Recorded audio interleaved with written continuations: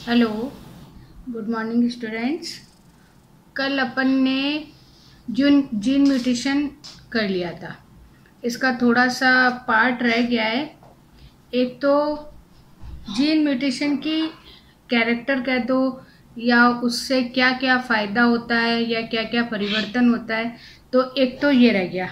तो जैसे मान लीजिए कि सबसे पहले इसमें कुछ पॉइंट्स आपके 8-9 पॉइंट्स दे रखे हैं कि सबसे पहली बात तो हमें पता नहीं है कि जीन म्यूटेशन कब होगा, कहाँ होगा, कैसे होगा।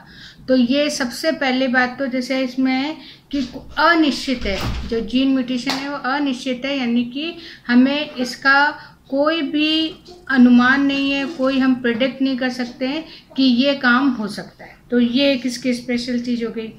अब देखो, इसमें सबसे पहली बात, एक जगह होगा, दो जगह होगा, पॉजिटिव होगा, नेगेटिव होगा, तो ये भी हम इसके बारे में नहीं बता सकते। फिर उसके बाद में हमारे पास में ये जितना भी चेंजेस है, ये चेंजेस हर समय यूनी डायरेक्शन यानी एक ही तरफ जो है डायरेक्शन में या दिशा में होता है। जैसे जेनेटिक कोड वगैरह जब अपन पढ़ते हैं तो उसको जब पढ़ते हैं तो कहते हैं कि भाई आपको 5' to 3' ही इसको पढ़ना है। तो उसी तरीके से यहाँ पे भी जो चेंजेस हैं वो 5' to 3' ही आपको देखने हैं।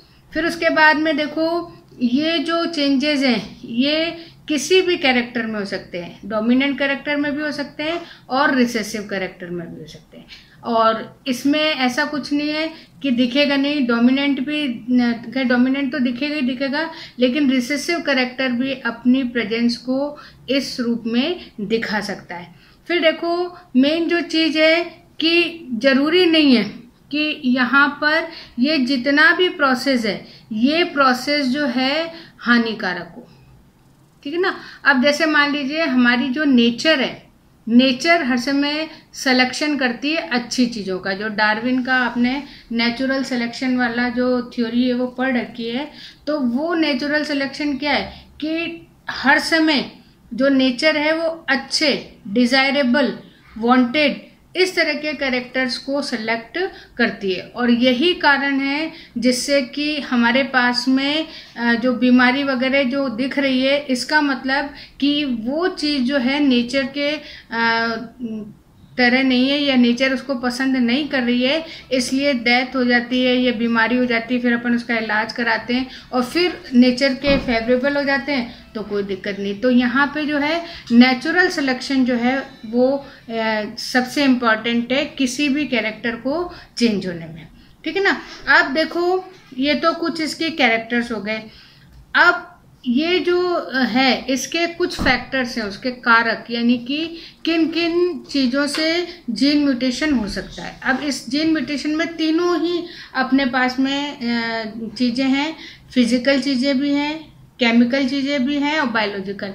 यानी कि फिजिकल में क्या हो गई कि हमारे पास में जैसे टेम्परेचर है, प्रेशर है, रेज हैं, तो ये अगर हैं तो इनसे हो सकता है। केमिकल में हमारे पास में सबसे इम्पॉर्टेंट है मस्टर्ड गैस, ये है इथेनॉल है, ईथर है।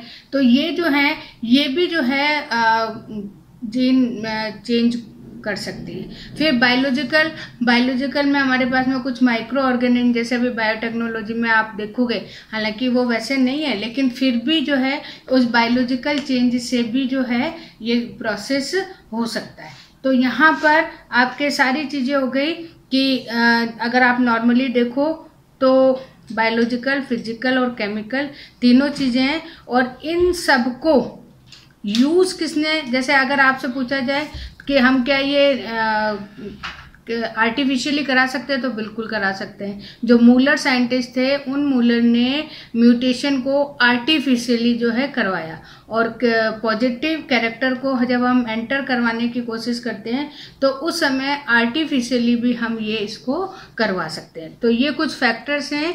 वो फैक्टर्स जो हैं, सबसे पहली बात तो नेचुरल है, आर्टिफिशियल भी है, और इन दोनों में ही नेचुरली जो है केमिकली, बायोलॉजिकल और फिजिकल फैक्टर्स हो सकते हैं, किसी के कारण भी जो है जीन म्यूटेशन हो सकता है। तो ये अपना जीन म्यूटेशन वाला थोड़ा ही चैप्टर बच रहा था, तो मैंने ये टॉपिक बच रहा था तो मैं उनका पहले इसको करा दूं, फिर अपन क्रोमोसोमल पर आएंगे। अब अपने पास में दूसरा है क्रोमोसोमल म्यूटेशन।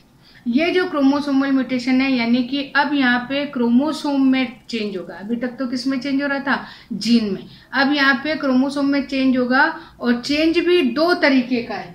एक तो है न्यूमरल, मतलब अगर संख्या में कोई परिवर्तन होता है तो वो हो गया न्यूमरल, और दूसरा है स्ट्रक्चर, यानी उसकी संरचना में कोई परिवर्तन होता है तो वो उसका कहलाता है स्ट्रक्चर। तो सबसे पहले हम क्या लेते हैं? संख्यात्मक, या जिसे हम पॉलीप्लॉइडी भी बोलते हैं, बहुगुणिता, क्योंकि यहाँ पे संख्या बढ़ रही है। तो बढ़ने में भी हमने इसको दो में डिवाइड किया है, यूप्लॉइडी और एन्यूप्लॉइडी। यूप्लॉइडी में क्या होता है कि जब क्रोमोसोम के सेट, जैसे आपको पता है N2N 3N 4N 5N, तो ये जब सेट में परिवर्तन होता है, इसको हम समुच्चय या सेट बोलते हैं, जब इसमें परिवर्तन होता है तो उसे हम क्या बोलते हैं? सुगुणिता या यूप्लॉइडी। और ये भी दो तरीके की है, इसमें एक है ऑटो और एक है ओलो, यानी स्व बहुगुणिता, और दूसरा है पर बहुगुणिता। स्व गुणिता में क्या है कि अपने आप ही किसी वजह से जो है 2N की जगह 3N हो जाए, 4N हो जाए, 5N हो जाए, तो ये जब प्रकृति करती है इस तरह की बहुगुणिता तो उसे हम क्या बोलते हैं? स्व। और जब हम आर्टिफिशियल करते हैं तो आर्टिफिशियल जब पर लग जाता है, इंड्यूस हो जाता है, तो यहाँ पे क्या आ जाता है? आर्टिफिशियल, और ये कहलाती है ओलो पॉलीप्लॉइडी। और इसमें अपने पास में बेस्ट एग्जाम्पल है कौन सा? रैफिनोब्रेसिका। रैफिनोब्रेसिका, ये मैं आपको डायग्राम भी भेज रही हूँ। इसमें जो है इसको इन्होंने बनाया, और इसको बनाने के लिए इसमें किसको यूज़ किया? इसमें एक तो यूज़ की गई मूली, रैफिनस सटाइवम, और दूसरी यहाँ पे यूज़ किया गई गोभी, जो फूल गोभी होती है, ब्रेसिका ओलेरेसिया।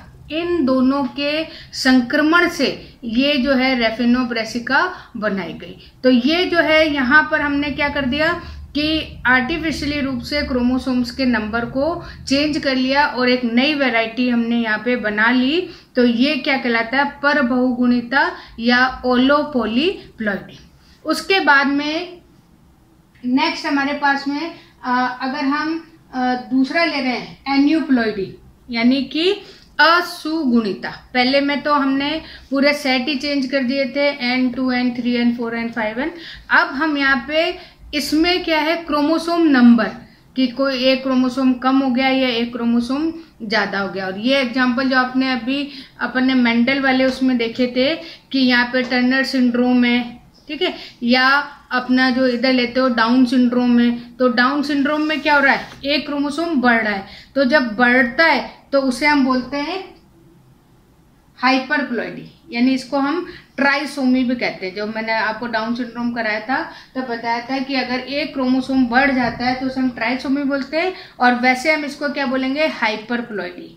उसके बाद में हाइपो में क्या है? एक कम हो रहा है, तो टर्नर सिंड्रोम में अपन ने देखा था एक क्रोमोसोम X0 अपन ने करा था, तो वो चीज़ क्या कहलाती है? आपकी हाइपो पॉलीप्लॉइडी। तो इस तरीके से जो है यहाँ पे आपके कौन सा हो गया? नंबर का वापस से बता देगी हूँ। नंबर है, नंबर में भी दो है, एक तो है आपका यूप्लॉइडी जिसमें सेट चेंज होंगे, और दूसरा है एन्यूप्लॉइडी जिसमें क्रोमोसोम नंबर एक ज़्यादा या कम होंगे।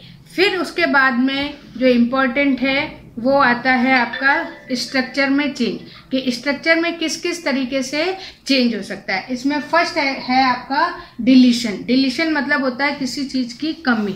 कोई चीज़ अगर कम हो रही है तो उसे हम क्या बोलते हैं? डिलीशन या विलोपन, जैसे आपके बुक में दे रखा है विलोपन। अब यहाँ पे देखो, मैं आपको डायग्राम भी दे रही हूँ और यहाँ पे भी ये बता रही हूँ कि ये जो है ABC और DEF। अब इसमें जब अपन इसका रिजल्ट देख रहे हैं तो C गायब हो गया, C डिलीट हो गया, जैसे अपने कंप्यूटर में होता है डिलीट, तो उस तरीके से ये डिलीट हो गया। तो अब यहाँ पे क्या होगा? चेंजेस होगा। तो यहाँ पे क्रोमोसोम का एक पार्ट है, वो पूरा पार्ट कैसा हो गया? डिलीट हो गया। दूसरा अपना है ट्रांसलोकेशन। ट्रांसलोकेशन मतलब होता है स्थानांतरण, यानी कि यहाँ पर जो गुणसूत्र का भाग है वो भाग, आप यहाँ चित्र देखो इसमें भी दिखा रखा है कि यहाँ पर जो है कोई चीज है वो अपनी पोजीशन को चेंज कर रही है। पोजीशन को कैसे चेंज कर रही है, यहाँ देखो मैंने दो आपको, ये इसके लिए जो है यहाँ दो क्रोमेटेड चाहिए, ये तो अपना सिंगल क्रोमेटेड में हो रहा था, लेकिन यहाँ के लिए दो क्रोमेटेड है। अब ये देखो इसका जो DEF पार्ट है वो कहाँ जा रहा है, यहाँ पे, तो यहाँ पे DEF की जगह तो नीचे आ जाएगा और JKL ऊपर चला जाएगा। तो इस तरीके से जो ये पार्ट है, ये पार्ट अपनी जगह से खिसक रहा है, ट्रांसफर हो रहा है, तो इसे हम क्या बोलते हैं, ट्रांसलोकेशन। फिर अपने पास में देखो फिर थर्ड है इन्वर्जन। इन्वर्जन क्या है, प्रतिलोम, यानी कि अगर किसी कारणवश गुणसूत्र या क्रोमोसोम है वो आपस में उलझ जाए, पलट जाए, तो इसका सारा का सारा सीक्वेंस क्या हो जाएगा, बदल जाएगा, प्रतिलोम हो जाएगा। प्रतिलोम इन्वर्जन मतलब होता है कि उल्टा चलना। तो अब यहाँ पे देखो कि यहाँ पे ABCDEF, और जब रिजल्ट है तो रिजल्ट में क्या आ गया, BC की जगह तो आ गया ED और DE की जगह आ गया CP। तो इनने क्या हुआ, अपनी जगह को बदल दिया, उल्टा। अब ये ध्यान रखना, इसमें भी जगह बदली गई थी, लेकिन सेम ये वाले पोर्शन से इसमें आई थी, ये वाले पोर्शन से इसमें गई थी, लेकिन यहाँ पर जो दूसरा क्रोमेटिड है, क्योंकि ये पलटे हैं आपस में, इस तरह से राउंड शेप ली है, तो इस वजह से डी वाला पोर्शन तो आ गया आगे वाले पोर्शन में और BC वाला पोर्शन चला गया पीछे वाले भाग में। तो ये कहलाता है प्रतिलोम करना या इन्वर्जन। फिर उसके बाद में एक और इसमें बचता है और वो है द्विगुणन। द्विगुणन क्या है, डुप्लीकेट होना, यानी कि अब यहाँ पे चीज क्या हो जाएगी, डबल हो जाएगी। तो यहाँ पे आप देखो ABCDEF और जो रिजल्ट है उसमें ABBC, यानी कि जो B पार्ट है वो B पार्ट डबल हो गया किसी कारणवश, तो ये क्या कहलाता है, डुप्लीकेशन। तो यहाँ पर जो है ये ज़्यादा इम्पोर्टेंट है, इसमें आपको थोड़ा सा ध्यान देना है कि जीन म्यूटेशन और क्रोमोसोमल म्यूटेशन दोनों ही म्यूटेशन है, दोनों ही जो है अपनी जो स्पीसीज है, अपनी जो जाति है, उस जाति को बदलने में हेल्प करते हैं। अब जैसे आपने रेफिनोब्रेसिका, एक और आपको एग्जाम्पल है जिसमें आप ट्रिटिकेल गेहूं की वैरायटी बना रहे हैं, तो इस तरीके से ये जो है हम कृत्रिम रूप से भी, और जैसे अभी आजकल अपन जो गेहूं खाते हैं, अगर आपको बताया जाए कि इसकी जो गुणिता है वो है 6N, नॉर्मली जो है जो सामान्य रूप से होती है वो कितनी होती है 2N, और जो 2N या जैसे देसी अपन गेहूं कहते हैं, तो अगर आप उसका साइज देखो तो वो साइज आपको कैसा दिखाई देता है, बहुत छोटा सा, और अगर उसके सीड का अपन कलर देखें तो वो थोड़ा सा रेड पिंक कलर का होता है, और वही वाकई देसी वीट होता है जिसमें टेस्ट भी आता है। लेकिन अब जो है हमने प्रोडक्शन के लिए अपनी जो है क्वालिटी है, क्वांटिटी बढ़ाने के लिए हमने जो क्वालिटी है उसको क्या कर दिया, डिक्रीज कर दिया। तो अब जो गेहूं आता है उस गेहूं का साइज भी बड़ा होता है, प्लस उसका कलर अगर आप देखोगे तो और थोड़ा सा विटिश कलर है, बहुत भूरा से या वाइट से कलर का होता है, तो आटा उसका बहुत अच्छा लगता है। तो इसलिए जो है ये कुछ आर्टिफिशियल मेथड हैं जिन मेथड से अपन ने इसको चेंज कर लिया। तो अब यहाँ पे ये है, अब कल जो है आप लोगों को मैंने थोड़ा होमवर्क वगैरह दिया था, तो ये सारी जो चीज़ें ये थोड़ी सी कंप्लीट करके बताओ, और मैं आपको ये डायग्राम भेजती हूँ, तो इन डायग्राम्स का नोट्स में यूज़ करो। ये नहीं कि जो चीज़ आपको बुक में है आप बिल्कुल वैसे की वैसे लिख देते हो, तो थोड़ा सा अपनी मेरी और बुक तीनों की कुछ अलग चीज करके, ताकि ऐसा लगे कि हाँ भाई ये बिल्कुल बुकिश नोट्स नहीं है आपके, इसमें आपने कुछ करा है। तो ये जितने भी डायग्राम वगैरह मैं आपको भेजती हूँ इनको आप यूज करो, और कई बच्चे तो बहुत अच्छे जैसे मनीषा है, महिमा है, ये विकास है, ये लोग तो इतने अच्छे, इधर अपने विनोद है हिंदी मीडियम में, अशोक है, तो ये लोग तो इतने अच्छे नोट्स बना के भेजते हैं, हर चीज़ को बहुत उससे यूज़ करते हैं। तो यही नोट्स मैंने कल आपको भेजे थे, तो इनके बच्चों ने जैसे नोट्स बनाए उन नोट्स को बनाओ, ताकि थोड़ी सी अपनी आप पढ़ोगे तो वो सारी चीज़ें आपको वापस से रिकॉल भी होगी। तो ये आज आपको ये क्रोमोसोमल तक करा रही हूँ। अब इसमें कुछ छोटे छोटे टॉपिक्स हैं, वो टॉपिक्स मैं आपको कल कराऊंगी, ठीक है ना। और आपका जो एक्सक्रीटरी वाला है वो मैं आपका 5 तारीख को टेस्ट लूँगी, तो उसके लिए आप लोग तैयार रहना, ठीक है। Okay, thank you.